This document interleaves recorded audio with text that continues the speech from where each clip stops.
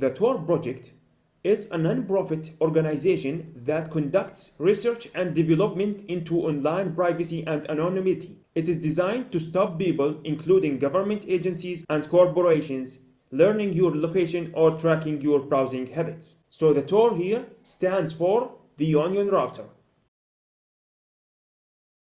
TOR works on the concept of onion routing method, in which the user data is first encrypted and then transferred through different relays present in the TOR network.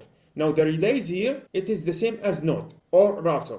The same concept. Either we use relays or node or router. It is the same. Thus, creating a multi-layered encryption layers like an onion, thereby keeping the identity of the user safe. As you see in this image, the TOR client here is the entry guard.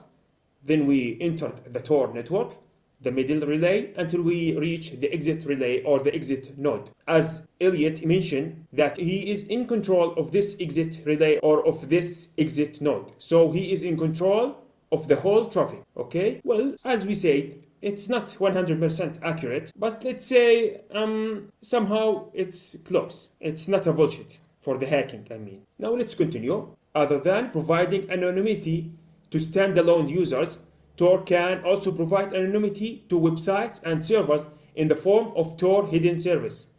Also, peer-to-peer applications like the BitTorrent can be configured to use the TOR network and download torrent files. So these are another images as you see here.